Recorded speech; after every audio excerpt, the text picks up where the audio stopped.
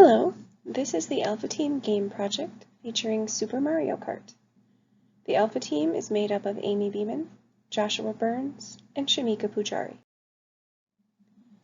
In this presentation, we'll be giving a brief introduction, then discussing our game selection, methodology, results, discussion, and conclusion of our project, as well as some references. First, the introduction. The game we chose was Super Mario Kart. Super Mario Kart was released in 1992 for the Super Nintendo Entertainment System, or the SNES. It is the first game in the Mario Kart series, and it features multiple playable characters and races with tracks from Super Mario World. The primary goal of Super Mario Kart is, of course, to win the race against your AI components by getting the fastest time.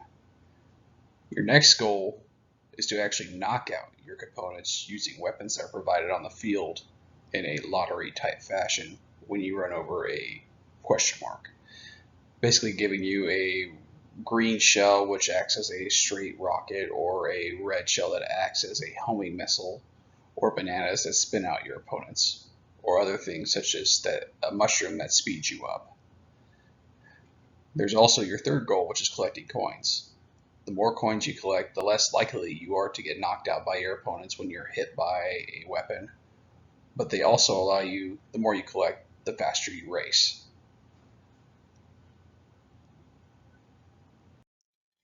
During our analysis, we witnessed 4 different attention zones. Now, our primary zone is what you would always think it would be, which would be the racing zone, where you're keeping your eye on the track and keeping your eye on your AI opponents. You're also looking for modifiers that are on the physical track, as well as obstacles that you will encounter. Modifiers include weapons as well as coins to pick up. Your secondary zone is located in your upper right-hand corner, which shows what weapon you have acquired at that active time, as well as how much time you're taking on the lap in the current lap. Your third zone, which you pay attention to, is your rank, and then how many lives you have, and how many coins you've acquired. And your fourth zone, which you're not paying that much attention to, is your track layout in your rear view mirror. We will next be going through the methodology of how we analyzed our game, particularly with our game setup, keyboard versus controller, which was our independent variable. We utilized a between subject design with 16 different participants, both novice and expert. We analyzed it utilizing an independent t-test and performed some cognitive analysis and evaluated our independent and dependent parameters. We set up our video game for our testers utilizing a PC with a Super Nintendo Entertainment System emulator. They controlled the game with a keyboard or a controller and the layouts that you see here. In particular, they played with Mario on a difficulty of 50cc, which is the easiest difficulty in Super Mario Kart. And they played the first track in the Mario GP for Mario Grand Prix. Design. So this is the method where 2 different set of people are used for checking 2 different setup of games. That means only each set of people are exposed to a single user interface. In our case, it is either keyboard or it's a console. So why did we choose this particular subject design? There are 3 advantages of this. One is it has shorter versions as compared to within subject design. The second one, these are easier to set up, and this subject method minimizes the learning and transfer across the condition and minimizes the carryover effect. Independent and dependent variables. Independent variables are those which are controlled by experimenters. In our case, that would be a setup variation. And dependent variables are those which we expect to change after we manipulate the system. That means these are the ones which we measure numerically and use them in statistical analysis or tests. So in our case, dependent variables would be rank, stress, attention, number of power ups used, number of times they collected coins, and number of players knocked out. We have used independent t-test for statistical data analysis. This test determines whether there is a statistically significant difference between the means of two unrelated groups. We have three such cases here which have two unrelated groups or two different groups. One case is console versus keyboard, that is a setup. Second is population, that is expert versus novice. The third one is normal versus streaming, that is used for stress measurement. So we have two different hypotheses here. The null hypothesis says that all this two groups are related. That means there is no much significant difference. And the alternative hypothesis say that u1 is not equal to u2. That solely depends on the value of p, which we'll be getting after running independent t-tests. As per explained in previous slide, we are using independent t-test here in order to prove our null hypothesis wrong or to reject our null hypothesis.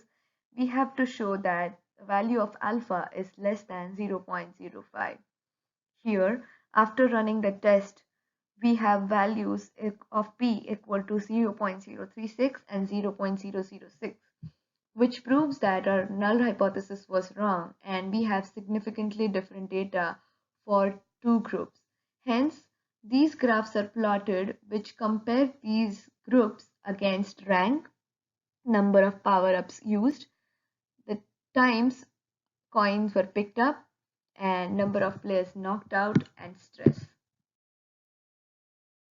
After carefully observing participants, how they play, after analyzing data, we came to conclusion that our mathematical equation simply depends on the cases we have used plus the relation between stress and rank, number of times coins were picked up versus rank, and number of power-ups used versus rank. Here we have plotted graphs according to the three permutations and combinations, where the best combination is console experts with normal setup of game. So that person will have the highest rank. That means he will achieve first rank.